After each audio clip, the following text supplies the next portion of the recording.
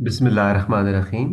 इस zoom meeting का main purpose FPSC lecturer math test का जो एनालिसिस है पास पेपर्स का, और उसकी रोशनी में हमें क्या पढ़ना चाहिए, क्या नहीं पढ़ना चाहिए, कौन कौन से कोर्सेज करने चाहिए और किस तरह से बेस्ट प्रिपरेशन की जा सकती है। मीटिंग के स्टार्ट में जो नए मेंबर्स हैं इसमें मैं अपना इंट्रोडक्शन दे देता हूँ, थोड़ा सा आपको मोटिवेशन भी हो जाएगी और थोड़ा इत्मीनान भी हो जाएगा, और मुझे भी आसानी हो जाएगी। जो आप मुझसे पूछते हैं तो इस रिकॉर्डिंग का हिस्सा बन जाएगा और मैं रिकॉर्डिंग भेज दिया करूँगा अपना इंट्रोडक्शन अगर कोई पूछेगा। एमएससी मैथमेटिक्स में मैंने अल्लाह का शुक्र है गोल्ड मेडल हासिल किया।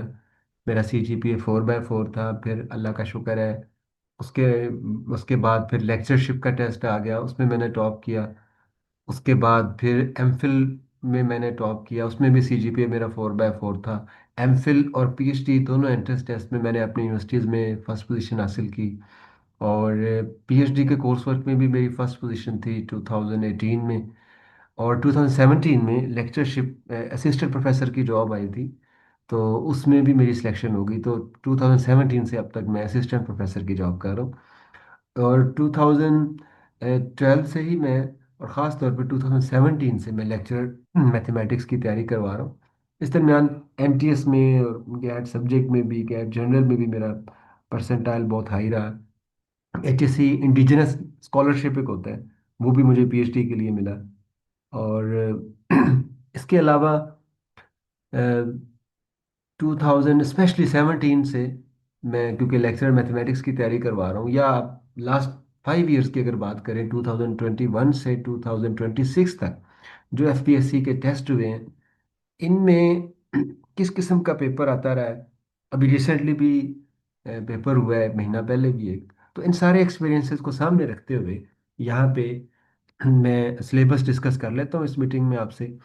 आप जानते हैं कि एफपीएससी में आपका जो टेस्ट है, ये मैथमेटिक्स के अलावा इसमें एजुकेशन भी है और इंग्लिश भी है। उस पर काफ़ी बात आपसे पहले भी हो चुकी है। इन दी एंड फिर हम डिस्कस उसे भी कर लेते हैं, लेकिन अभी पहले मैं आपको ले चलता हूँ मैथमेटिक्स में। तो एफपीएससी मैथमेटिक्स का जो सिलेबस ऑफिशियली अनाउंस होता है, वो भी मैं आपको व्हाट्सएप ग्रुप में भी भेज दूंगा, और व्हाट्सएप चैनल पे भी है, यूट्यूब पे भी मैंने डिस्कस किया हुआ है। अब उसे सामने रखने के, वो भी साथ साथ डिस्कस कर लेते हैं, लेकिन उसे सामने रखने के बजाय मैं अपने एक्सपीरियंस पे आपके साथ जो आप तैयारी करेंगे वो आपके सामने रखने लगा। सबसे पहले यहाँ बहुत से लोगों ने टेस्ट दिया भी है, भाई उनके मैसेजेस भी आपके सामने हैं और माइक पे भी डिस्कस किया उन्होंने। तो आप देखिए कि फर्स्ट ईयर से एफएससी जो है ना, ये सिलेबस में नहीं मेंशन, एफपीएससी के सिलेबस में नहीं मेंशन। लेकिन प्रॉब्लम क्या होता है, प्रॉब्लम देखें अभी रिसेंटली जो टेस्ट हुआ है इसमें भी आपने देखा ट्रुथ टेबल फर्स्ट ईयर का चैप्टर 2 ओल्ड सिलेबस का जो है, जिसपे मेरे लेक्चर्स भी हैं, उसमें से ट्रुथ टेबल में से क्वेश्चन आए हुए हैं। Some time number system complex में से बेसिक सा क्वेश्चन आ जाता है। सम टाइम अलजबरा में से क्वेश्चन आए हुए हैं। ट्रिग्नोमेट्री में से क्वेश्चन आए हुए हैं।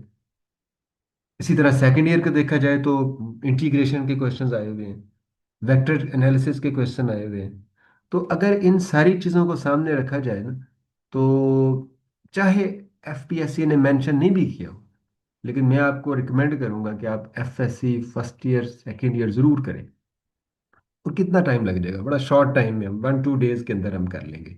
और इसके 20 क्विज बने हुए हैं मेरे चैप्टर वाइज, वो आपको मैं दूंगा, आप अटेम्प्ट कर लें। तो एक क्विक रिवीजन से आप इसे कर लें।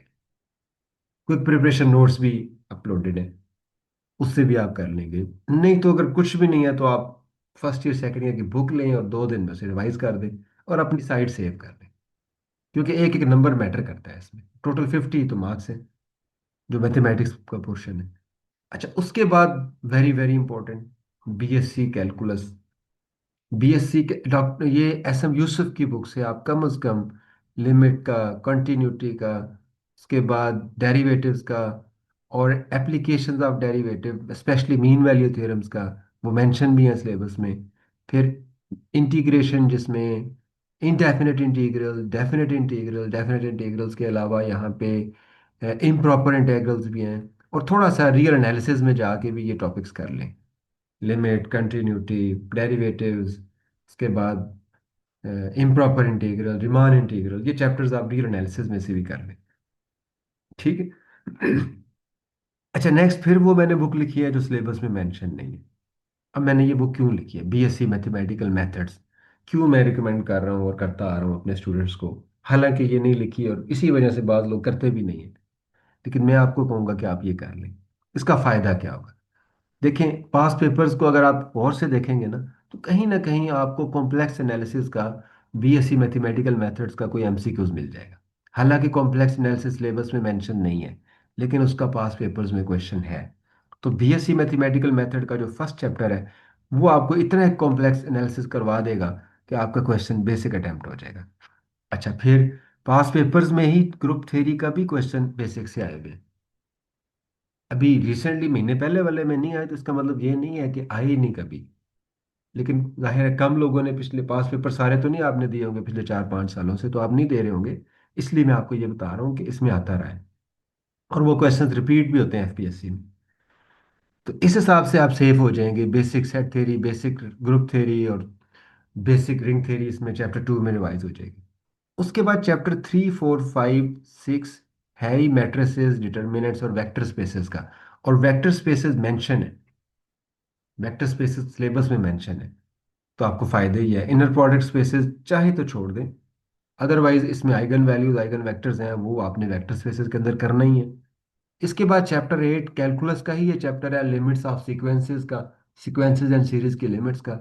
उसके बाद chapter number 9, 10, 11, very very important chapter, differential equations और लेप्लास ट्रांसफॉर्म, बहुत इंपॉर्टेंट। तो आपको ये बुक जरूर करनी चाहिए, बहुत हवाले से आप सेफ हो जाएंगे। तो अगर आप पहले तीन को देखें ना, तो इसका मतलब ये है कि मैं आपसे ये कह रहा हूँ कि फर्स्ट ईयर, सेकंड, एफएससी और बीएससी का तो आप कंप्लीट सिलेबस कर लें। क्या रह गया इसमें से? इसमें से रह गया वेक्टर एंड टेंसर, आपके सिलेबस में शामिल है। बीएससी में से और क्या रह गया? मैट्रिक्स स्पेस और टोपोलॉजी, वो आपके सिलेबस में शामिल है। क्या रह गया और? नंबर थ्योरी, उसमें से पास पेपर में क्वेश्चन आए हुए हैं। क्या रहेगा? न्यूमेरिकल एनालिसिस, वो भी कंप्यूटेशनल टूल्स में शामिल है। तो इसका मतलब ये है कि फर्स्ट ईयर, सेकेंड ईयर और बीएससी का जो सिलेबस है, ये तो आप लाजमी करें, इसमें कुछ भी ना छोड़ें। इसके अलावा क्या करना है, एमएससी में से, हायर कोर्सेज में से, वहां पे आप सिलेक्टिव आपका आप कर सकते हैं। मिसाल के तौर पे आप बीएससी मैथमेटिकल मेथड्स में से डिफरेंशियल इक्वेशंस कर रहे हैं, वो भी अच्छी बात है। साथ ही साथ आप डीजे जिल की बुक कर लें, या कोई पाकिस्तानी अथर की बुक कर लें। अच्छा, पास पेपर अभी जो लास्ट वाला पेपर है उसमें पार्शियल डिफरेंशियल इक्वेशन में से कुछ भी नहीं आया, लेकिन इसका इंट्रोडक्टरी पोर्शन आप कर लें, वो आ सकता है। ठीक है। खालिद लतीफ़ मीर की या गालिबा नवाज़िश अली शाह की भी बुक है, तो आप पार्शियल डिफरेंशियल इक्वेशन का, या आप एमएससी में जो एमएमपी की बुक पढ़ते हैं, या कोई भी बुक लेके पार्शियल डिफरेंशियल इक्वेशन का बेसिक्स चैप्टर्स कर लें बस।